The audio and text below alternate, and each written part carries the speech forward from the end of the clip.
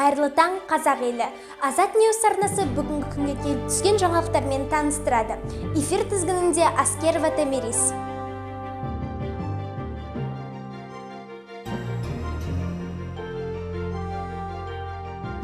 2021 жылдың 19 ақпанында өткен номері 1 Азат орта мектебінің қазақ тілі мен әдебиет пәні мұғалімі Әсет Дәулетәліқызы Zoom платформасы арқылы ашық сабағын өткізді.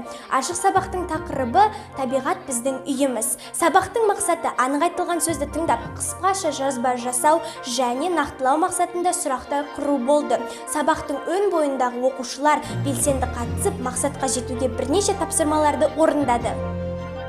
Келесі, менің анам мал дәрігері.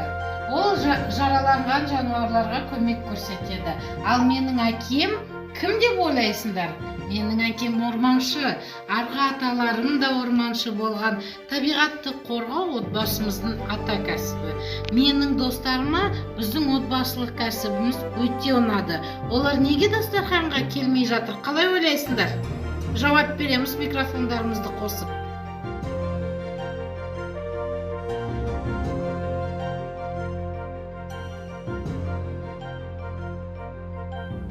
Келесі, қазақ тілі мен әдебиет пәні мұғалімі Бану Бақытқызы 7-ші А сыныбы мен қосымша сабақ ретінде ұлттар достастығы тақырыбында үлгілі сабағын өтті. Сабақтың мақсаты проблемалық қосымша сұрақтарға тыңдалған мәтіннен деректер келтіре отырып, дәлелді жауап беру, өз жауабын өзгенің жауабымен салыстыру, талдау болатын.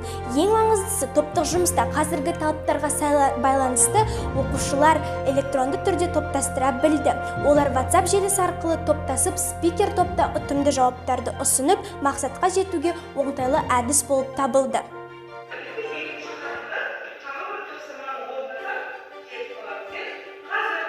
Thank you.